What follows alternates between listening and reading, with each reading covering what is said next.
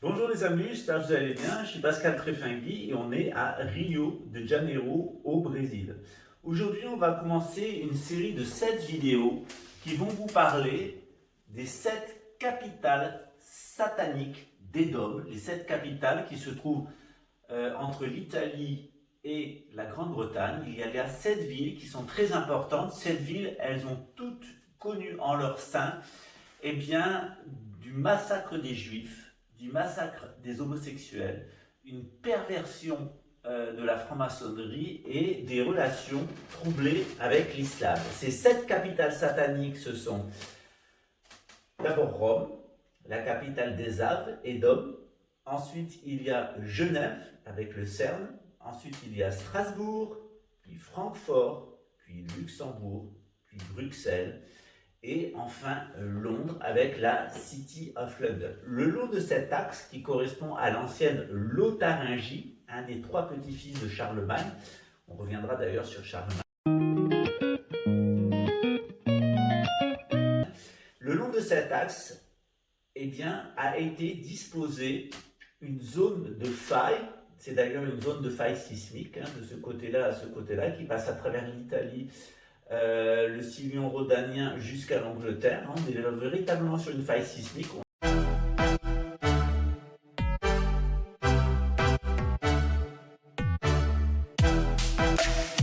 Il a aussi beaucoup, EDF a mis là beaucoup de centrales nucléaires. Il ne faut pas y voir un hasard. Tout ça, ça a été fait sciemment parce que ça a été inspiré par Satan. Alors, ces 7 villes, eh bien, à l'intérieur, on trouve le pire du satanisme, en particulier dans les milieux de la psychotronique et les milieux policiers.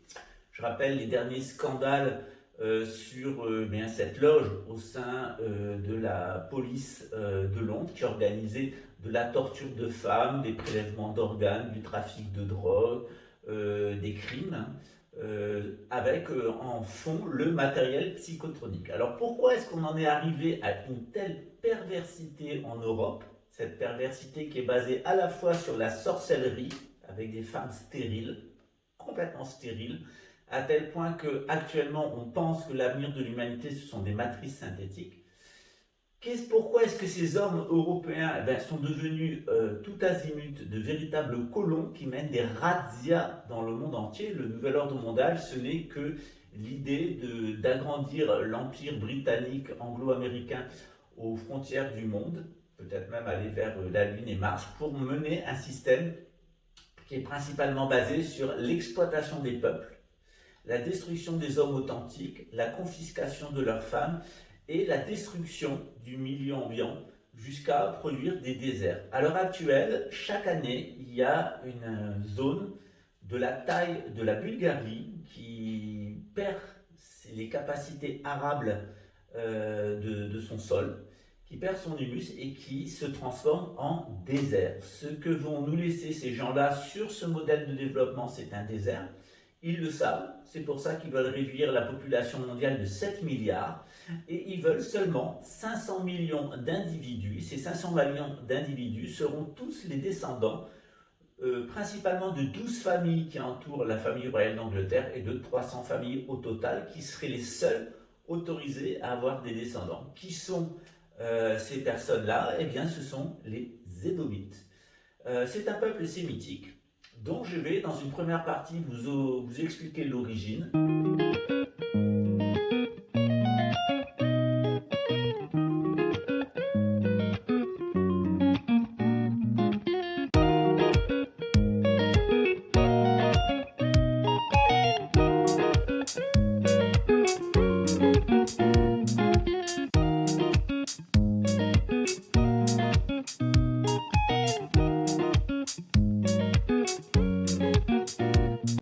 Je vais vous montrer dans une deuxième partie bien, ce qui distingue les sémites normaux de ces sémites malades mentaux et comment ils apparaissent dans la Bible.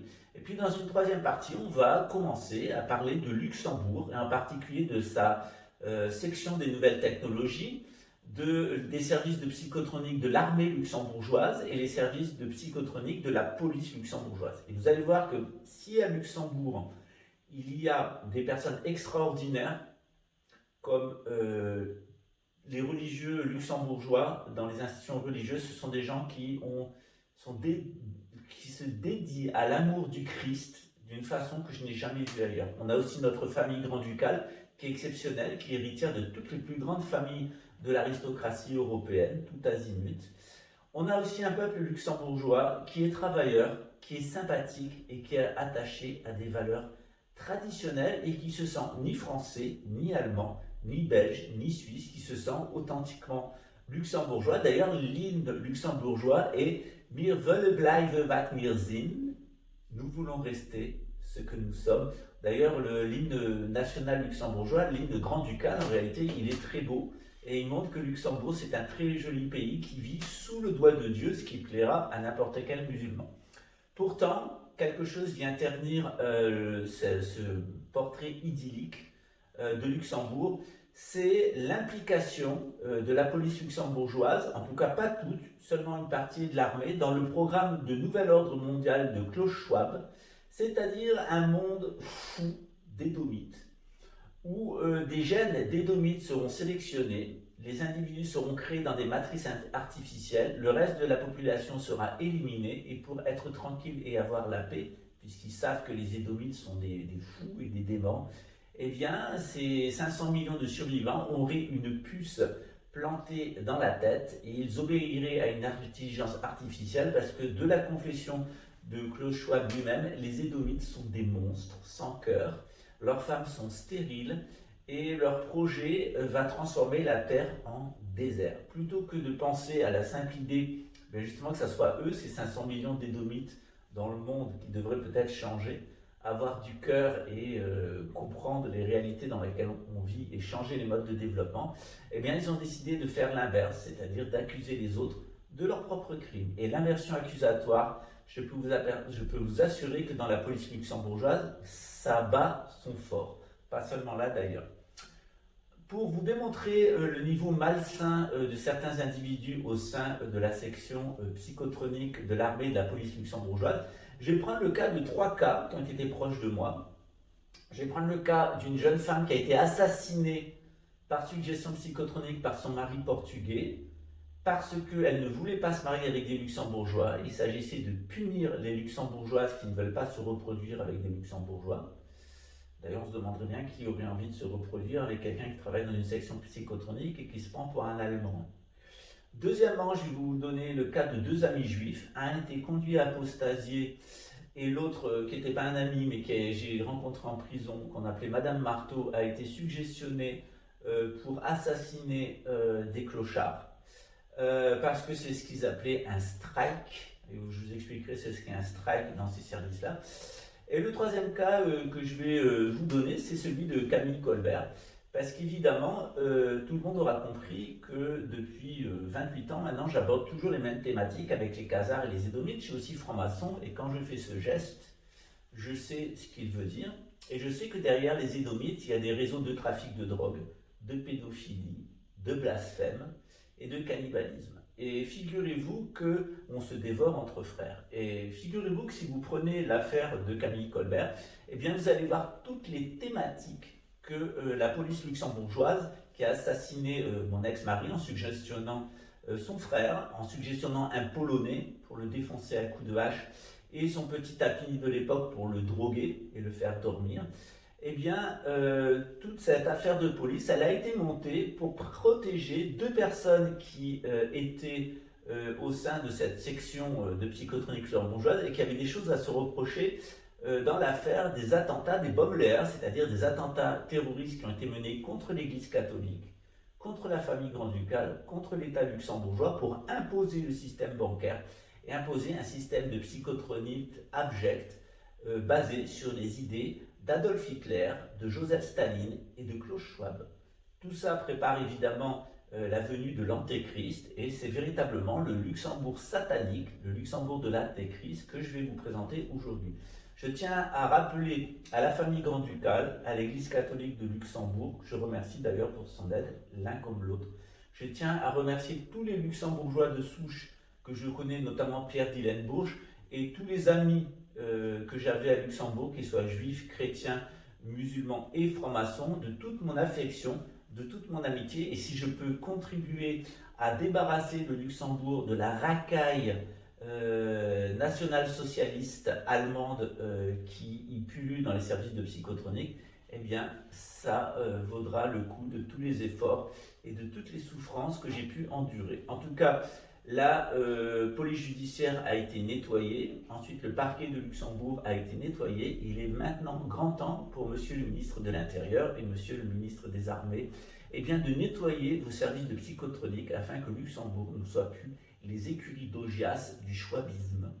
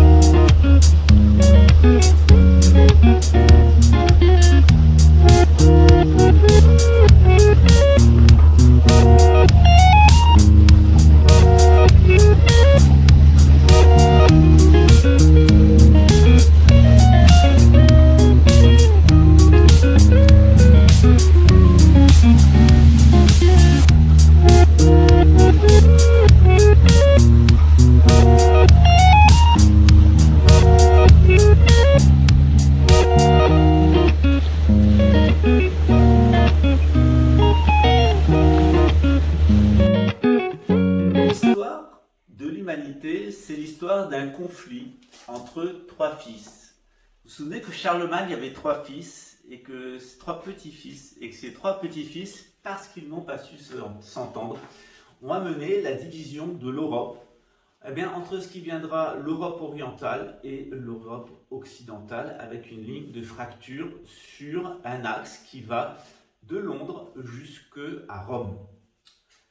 Si on veut comprendre exactement ce qui s'est passé, eh bien, il faut revenir à Noé. Noé, il avait aussi trois fils. Et ces trois fils, c'est Cham, Japheth et Sem. Cham, je vous en ai déjà parlé, il est l'auteur d'un abominable crime avec son petit-fils Canaan, alors que Noé était saoul, après avoir fait les premières vendanges et la première cuvée de vin. Eh bien, il a révélé un certain nombre de choses. Et Cham a été tellement épouvanté de ce que son père a révélé que Cham a pris la décision de laisser son petit-fils sodomiser son arrière-grand-père et ensuite ils lui ont coupé les testicules pour être sûr qu'il ne se reproduise plus. Pourquoi est-ce qu'il a fallu couper les testicules de Noé après l'avoir sodomisé? Qu'est-ce qui s'est passé? Eh bien, c'est ce que nous apprend la Bible. La Bible nous apprend qu'un des descendants de Canaan, Nemrod, avait entrepris de construire une tour, la tour de Babel, où il espérait eh bien, cultiver une race qui serait au-dessus des autres, qui dominerait les autres et qui irait jusqu'au ciel et qui dirait « Je suis Dieu ». Alors évidemment, le Dieu dont il s'agissait, ce n'est pas le Dieu métaphysique, ce n'est pas Allah, ce n'est pas Hachem, ce n'est pas Dieu, c'est les dieux créateurs, ces fameux Elohim dont je vous ai parlé quelques fois et qui apparaissent eh bien, de façon très claire dans les mythes et légendes des Sumériens. Un des descendants de Noé, c'est Sem, et Sem va avoir comme descendant eh bien, Abraham. Abraham, c'est un homme dont la femme est stérile, qui est très âgée, puis il va recevoir des visiteurs d'Hachem et qui vont lui annoncer une bonne nouvelle, eh bien, ta femme, même si elle a plus ses règles, eh bien, elle va te concevoir un fils. Alors Abraham, il est un petit peu dans le doute, il convainc sa femme de lui laisser avoir un fils avec leur servante, Agar, et ils vont avoir un fils qui va s'appeler Ishmaël. Ishmaël, il est ici, c'est l'ancêtre des musulmans. Abraham, il va avoir un fils avec sa femme qui s'appelle Isaac, et Isaac va avoir deux fils, Jacob, qui est l'ancêtre des Juifs, des Hébreux, et Ésaü, qui est l'ancêtre d'Édom, c'est-à-dire ces psychopathes sémites qui, de nos jours, ont plutôt la peau blanche et les yeux bleus, puisqu'ils se sont croisés avec des femmes d'Asie centrale et d'Europe. De l'autre côté, évidemment, eh bien, la lignée babélienne de Nemrod a continué et elle a donné un peuple qui s'appelle les Khazars, qui se sont convertis au judaïsme, au talmudisme au 8e siècle et qui eux aussi ont du sang édomite. Donc il y a toute une controverse chez les rabbins. Est-ce que les Khazars sont des descendants des tribus d'Israël? On est sûr que non, à cause de leur langue, à cause de leur us et coutumes. Donc actuellement, les juifs ashkénazes ne sont pas des descendants des tribus d'Israël, ils sont une peuplade édomito-babélienne, d'édomites et de babéliens, d'édomites et de chamites, qui se sont convertis au talmudisme. Au XIIIe siècle, leur empire a été détruit par les musulmans, par les chrétiens et par l'orthodoxie chrétienne, et ils ont migré principalement vers l'Italie, où ils ont pris le contrôle du Vatican, puis le Portugal, duquel ils ont lancé des expéditions coloniales. Et évidemment, en Italie, ils ont pris la possession de villes qui étaient en conflit avec les autorités médiévales, les autorités traditionnelles du féodalisme, en particulier Florence, Venise et Gênes. Et ces villes vont jouer un rôle considérable dans la Renaissance, il Quattrocento, les années 1400, à partir de Florence, où on va avoir apparaître toutes les idées, les idées des Édomites qui vont renaître, toutes les idées de la Renaissance, eh bien, c'est-à-dire l'amour de la machine et la déshumanisation des humains. Léonard de Vinci fait partie de ce mouvement et il créera évidemment des automates. C'est aussi la guerre à outrance, cette guerre qui va aller attaquer l'islam plusieurs fois depuis l'Italie. C'est ce qu'on appelle les croisades, en impliquant notamment la France. Et puis, ce qui a été le suicide de notre chevalerie, et qui a été fait d'ailleurs pour détruire la chevalerie franque et française. C'était un piège en réalité que les croisades. Et d'autre part, eh bien, la banque, c'est-à-dire la fin de l'interdiction de l'usure, et en tout cas des contournements qui vont permettre, en utilisant les juifs, notamment Khazars, eh bien de contourner les interdictions sur le prêt à usure et d'arriver à construire de véritables puissances financières. Ces puissances financières qui se sont enrichies sur la colonisation, sur la déshumanisation des Européens puis des autres peuples, elles se sont installées en Hollande, et depuis la Hollande, avec la famille d'Orange, eh bien, elles vont s'installer en Angleterre. Elles vont impliquer une partie de la famille des Saxe-Cobourg-Gotha, mais pas tous, et elles vont donner eh bien, ce qu'on appelle la City of London, qui est la matrice du nouvel ordre mondial, c'est-à-dire de cette volonté de voir un espèce d'empire anglo-américano-suisse qui gouvernerait intégralement le monde et qui mènerait en permanence des razzias sur les femmes, des razzias sur les ressources et qui exterminerait les véritables êtres humains qui sont non édomites. Japhé, le troisième fils de Noé, et Japhé, il est l'ancêtre des peuples orientaux, en particulier des Chinois, et de toute leur migration vers le continent américain. Ici, les Indiens Patachos, ce sont des descendants de Japhé, comme nous d'ailleurs les Celtes.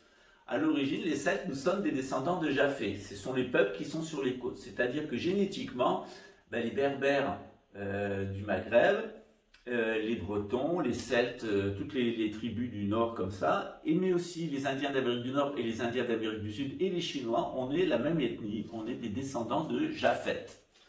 Les Babéliens, ils se sont principalement, les Cananéens, ils se sont principalement concentrés sur l'Afrique et le Moyen-Orient.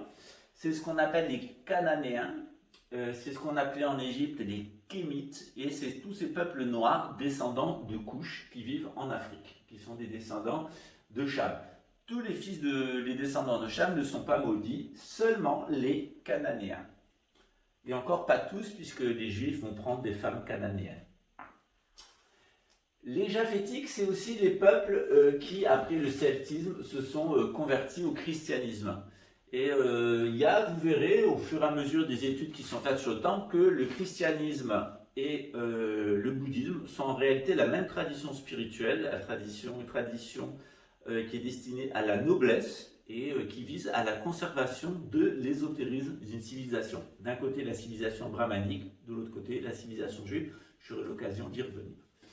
Nous allons maintenant voir un deuxième tableau pour voir eh bien, quelles sont les habitudes culturelles des Khazars, des Édomites des juifs et des musulmans, c'est-à-dire des sémites d'un côté, des sémites fous au milieu, et des babéliens de l'autre côté. Et vous allez voir que avec les femmes, avec l'argent, avec l'homosexualité, avec la pédophilie, avec la magie noire, avec l'alcool, les drogues et la politique, eh bien, il y a un abîme qui sépare les sémites et les japhétites qui les ont suivis des chamites et de ces sémites fous que l'on appelle les édomites.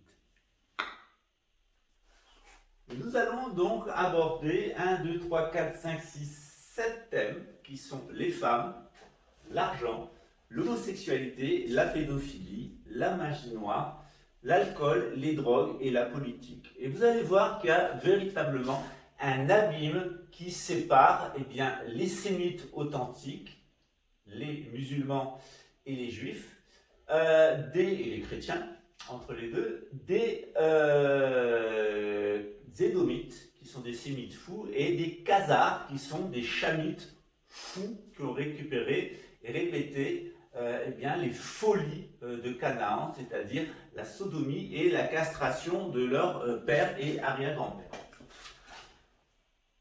Sur les femmes, qu'est-ce que nous dit l'islam? L'islam nous dit hommes et femmes sont égaux en droit et en devoir. Et je vous renvoie à mes vidéos sur l'islam. Dans le judaïsme aussi, les hommes et les femmes sont égaux. Par contre, chez les édomites, on a une société patriarcale, comme celle de Rome, comme celle de la Grèce. La femme est considérée tout simplement comme du bétail. Elle est considérée au même titre que les animaux. Elle est un instrument de reproduction, tout simplement parce qu'en règle générale, ces femmes, elles sont capturées à l'extérieur. Ce sont des esclaves parce que les femmes édomites sont stériles et ont des difficultés à avoir des enfants.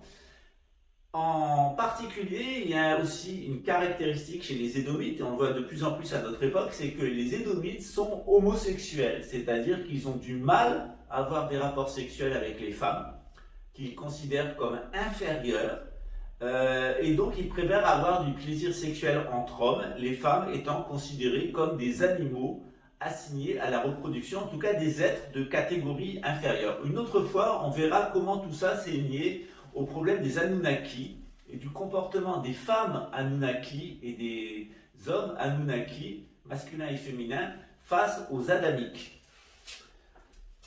Dans la société khazarienne, la société babélienne, c'est une société matriarcale. Ce sont les femmes qui décident. Toutes ces sociétés chamaniques de l'Asie centrale, ce sont des sociétés qui sont dominées par les femmes, où l'homme en réalité est choisi en fonction de sa violence, mais pour le tenir sous contrôle, il va être drogué, il va être illusionné, il va être tenu sous des charmes, et il va notamment sous les charmes sexuels. Et la société babélienne, c'est avant tout une société matriarcale où les femmes usent de leurs charmes, usent des poisons, des venins, et ont des maris qui sont de véritables radieurs, c'est-à-dire qu'ils vont mener des actions de harcèlement contre les autres nations pour se construire une soi-disant civilisation. C'est ce que, pas moi qui l'invente, c'est ce que nous dit la Bible à propos de Babel.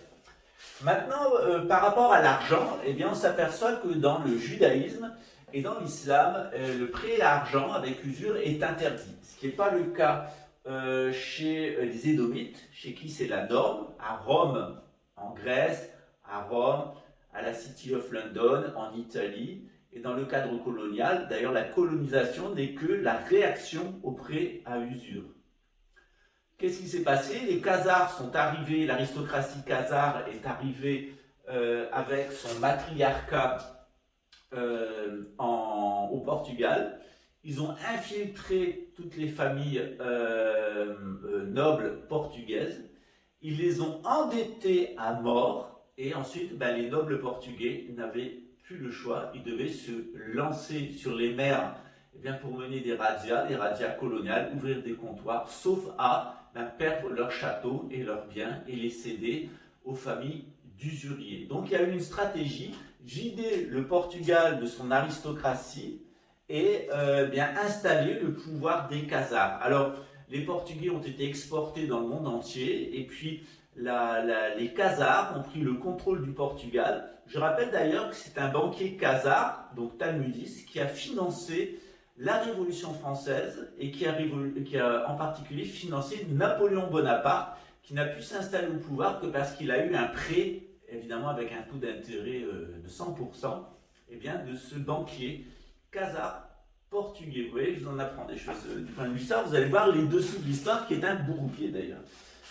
On va voir maintenant avec l'homosexualité. Dans l'islam, l'homosexualité, elle est interdite dans l'espace social. Par contre, elle est tolérée dans l'espace privé. C'est-à-dire, dans l'espace privé, vous pouvez faire ce que vous voulez, mais dans l'espace social, le couple homosexuel n'est pas représenté comme un couple, n'est pas construit comme un couple et une norme sociale. C'est une exception qui se vit dans la vie privée parce que l'homme arabe, à l'origine, il est, comme tous les peuples antiques, bisexuel. D'ailleurs, le prophète Mohammed avait un de ses amis très proche qui était homosexuel. Il y a même un hadith qui dit que, eh bien, il avait pris une fois dans les bras, comme ça, le prophète Mohammed derrière, le monsieur en question avait senti le sexe du prophète Mohammed contre son anus.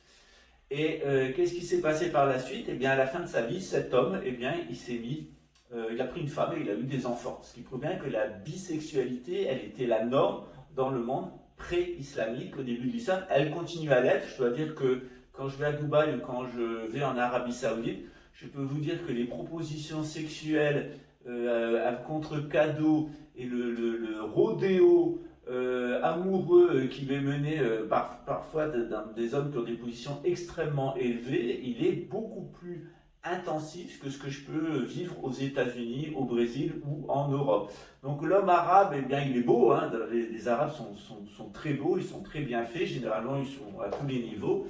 Et il y a une certaine relation avec les femmes. Dans la relation de couple, on peut avoir jusqu'à 7 femmes, mais la bisexualité, elle est tolérée si elle est dans la marge privée, mais elle ne doit pas apparaître dans la marge publique. Je dois dire que j'ai eu des amants saoudiens, d'Arabie Saoudite, je peux vous assurer qu'ils sont extrêmement possessifs, ils sont extrêmement beaux, ils sont extrêmement bien faits, ils ne vous laissent pas partir.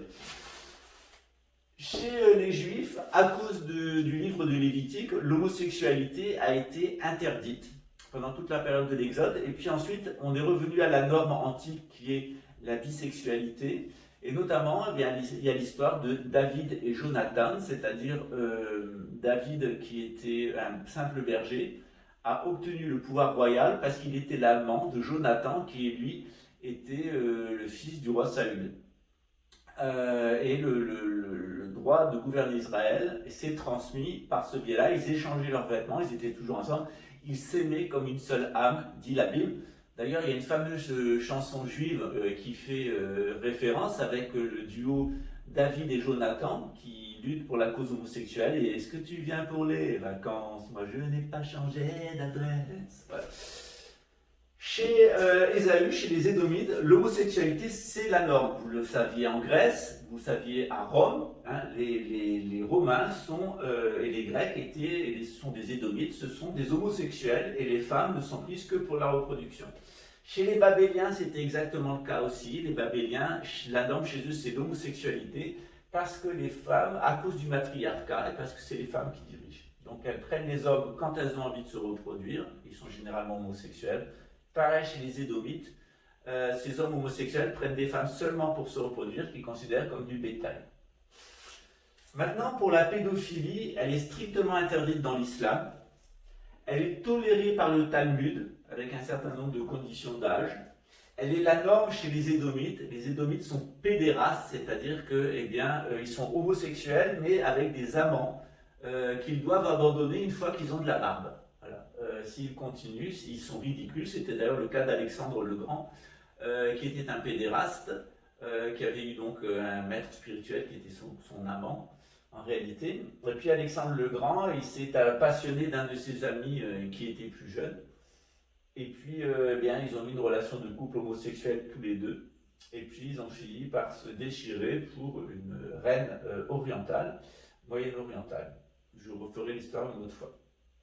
Chez les Babéliens, la norme, c'est la pédophilie, c'est-à-dire que ces femmes chamanes khazariennes et babéliennes, elles incorporent des démons dans le cadre de la pratique de la sorcellerie. Et pour pouvoir faire de la sorcellerie et pour pouvoir invoquer les démons, elles ont besoin d'avoir un mental défragmenté, d'avoir une âme défragmentée. Donc, eh bien, dès leur enfance, les jeunes filles sont soumises au désir sexuel de leur père et d'autres hommes. Elles sont violées rituellement. D'abord, ça permet aux hommes de rester plus vigoureux et plus jeunes grâce à l'adénochrome. Et ensuite, ça permet de former des générations entières de sorcières. Ces sorcières, elles deviennent sorcières dans le cadre du khazarisme parce qu'elles ont été violées par leur père. Vous comprendrez mieux qui est venu ici. Et ces sorcières-là, eh bien, elles développent leur pouvoir parce qu'elles sont dissociées d'un point de vue mental. Et c'est cette dissociation mentale qui leur permet d'incorporer des démons et de faire de la sorcellerie. La magie noire, elle est interdite, elle est punie de peine de mort dans l'islam, c'est le cirque. Elle est interdite dans le judaïsme, très sévèrement. Le roi Saül a fait de la magie noire avec les prophètes de Baal et il a perdu son droit à être roi. Chez les Édomites, c'est la norme. C'est ce qu'on appelle de nos jours la science. La science n'est qu'une forme de magie noire, puisqu'elle est orientée sur le mémoriel, sur le dépositaire et sur l'adversité, c'est-à-dire la destruction de l'homme. Principalement, la science, elle est au service de la guerre, de la destruction des êtres humains et de l'environnement. Chez les Babyloniens, c'est pareil. La magie noire, c'est la norme. Babel n'était qu'une immense entreprise de magie noire qui aurait permis aux hommes d'être l'égal des dieux. L'alcool et les drogues, elles sont interdites dans l'islam. Dans l'islam, on ne prend pas de drogue, on ne prend pas d'alcool, jusqu'à perdre le contrôle de soi. Ça veut dire qu'il y a de la consommation de certaines drogues, très légères, il y a de la consommation de l'alcool, mais il ne faut pas perdre le contrôle de soi, parce que sinon on peut être confronté à la possession démoniaque. Elle est interdite chez les juifs, alcool et drogue, mais utilisée parfois dans les rituels, tolérée dans les rituels, notamment il y a des rituels de vin qu'on retrouve dans le christianisme, dans le judaïsme. Par contre, chez les Édomites, l'alcool et les drogues, c'est la norme, c'est le banquet de Platon, on se bourrait la gueule à mort, on prenait des drogues, notamment de l'opium, et toute la philosophie grecque est en réalité le produit d'une bande d'homosexuels qui allaient à l'académie pour faire du sport, qui allaient au bain, et qui ensuite allaient dans des lieux fermés où ils se masturbaient entre eux, buvaient le sperme des uns et des autres avec du vin, prenaient des drogues et discutaient philosophie. C'est le cadre du banquet de Platon. Chez les Babéliens, c'est pareil. Ces femmes, elles assoient leur pouvoir sur la magie noire, elles assoient leur pouvoir sur les charmes, et donc elles ont besoin, effectivement, de l'alcool et des drogues. Du point de vue politique, eh bien, on regarde que l'islam, c'est avant tout un califat, c'est une synarchie. Chez les juifs, cette synarchie, elle ne l'a pas su tenir, ça a été une théocratie, mais avec le retour du Mashiach, on aura à nouveau une synarchie. Par contre, le modèle de développement de Rome, de la Grèce et d'Édom, c'est le modèle oligarchique, c'est-à-dire il y a une élite qui manipule la magie noire, qui manipule la sorcellerie masculine, et en dessous, eh bien, on a les femmes et les autres hommes qui sont du bétail, comme à Rome, où il y avait les patriciens et la plèbe. Chez les Khazars, c'est la démocratie, c'est-à-dire que ces femmes-là, elles sont égales entre elles, elles organisent une démocratie, et c'est elles qui choisissent les hommes et qui les jettent, et c'est elles qui se cooptent entre elles pour nommer, pour voter pour la magicienne et la sorcière la plus puissante. Donc on voit bien que le recul de l'islam, la destruction du temple de Jérusalem par les Édomites, la destruction par les Édomites romains, d'abord par les Édomites grecs, puis par les Édomites romains, puisque deux fois le temple a été attaqué par les Édomites, une fois avec Alexandre le Grand, une fois avec Jules César. On s'aperçoit que la synarchie musulmane a été attaquée par les Édomites de l'Empire anglo-américain plusieurs fois, destruction de l'Empire ottoman, première guerre du Golfe, deuxième guerre du Golfe, on va passer par une troisième guerre. Et on s'aperçoit que, eh bien, ce que nous propose le nouvel ordre mondial, c'est en réalité une démocratie complètement pipée, menée par des sorciers, des manipulateurs et des empoisonneurs publics, c'est Big Pharma. Et derrière, on a une oligarchie qui est extrêmement violente, c'est le lobby militaro-industriel, qui s'est associé avec la banque. C'est à la fois des gens violents et riches qui vont fabriquer une démocratie, un peuple qui est mis dans une pyramide genre Babel, qui est complètement vacciné, drogué, hypnotisé. Et puisqu'on en est à l'hypnose, on va passer à la première capitale satanique de l'Europe, c'est-à-dire Luxembourg. Alors ça me fait mal au cœur parce que j'aime beaucoup l'Église catholique, j'aime à Luxembourg, j'aime beaucoup la famille Grand-Ducal, j'aime beaucoup les Luxembourgeois, c'est un pays que j'adore. Mais forcé que des Khazaro-Édomites contrôlent le Luxembourg. En particulier, il y en avait un d'entre eux qui était Jean-Claude Juncker, celui qui parlait avec les extraterrestres qui étaient préoccupés de la Terre, qui est en réalité un alcoolique notoire, qui officiellement pour son électorat est chrétien et homophobe, et que moi j'ai vu dans un mariage homosexuel être un véritable sataniste, bourré et drogué. Voilà, ça c'est l'idole des catholiques luxembourgeois qui se sont fait complètement bananer par Jean-Claude Juncker, comme les croyants brésiliens se sont fait bananer par quelqu'un de la même secte, c'est-à-dire Jair Bolsonaro, plus connu ici par le public brésilien comme Bolsolicho, c'est-à-dire bourse à merde, ou Bolsonarco, c'est-à-dire puisque son avion, l'avion des services secrets brésilien, s'était fait intercepter avec une tonne de cocaïne lors de l'arrivée du président à Madrid. Alors s'il y avait une tonne dans la nourrice qui était devant, imaginez combien il y avait dans l'avion de Bolsonaro lui-même. Voilà. Donc on va passer à Luxembourg. Et pour comprendre ce qui se passe à Luxembourg, je vais vous parler des dolmens, des menhirs, de temples, des hôtels, des églises, de la viuve et de la psychotronique, pour le meilleur et pour le pire.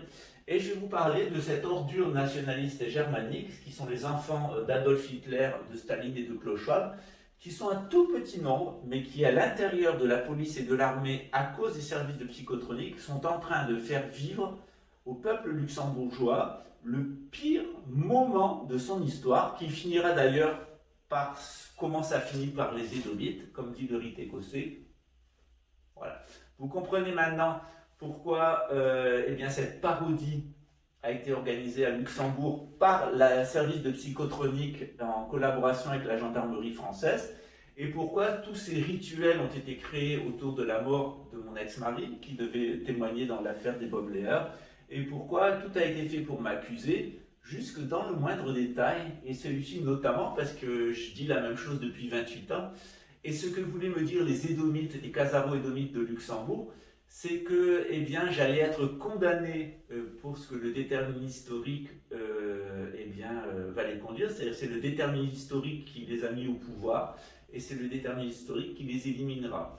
Sauf qu'ils ne veulent pas comprendre que ce n'est pas nous les sémites, les juifs, musulmans et chrétiens qui voulons les éliminer, mais c'est Dieu lui-même, et qu'après leur avoir laissé faire leur petit tour de nouvel ordre mondial, il enverra l'imam al-Mahdi, il enverra le Mashiach, il enverra le grand pape et le grand monarque, justement pour les égorger. Afin de ne pas avoir une vidéo trop pesante, je vous donne rendez-vous pour un second acte. Donc ici, aujourd'hui, on avait les explications de base qui vont vous permettre de comprendre quelle est la mentalité satanique.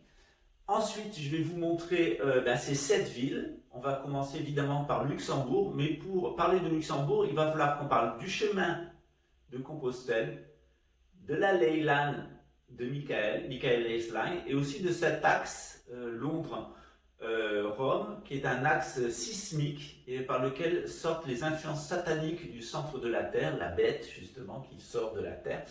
Et comment Luxembourg joue un rôle particulier dans cet édifice général, tout en sachant que c'est vraiment les 3 grandes capitales les plus sataniques sont Londres, Rome et évidemment Genève. Voilà. Donc on se retrouve dans un deuxième épisode à propos de Luxembourg, une des 7 capitales sataniques des Khazaro-Édomites.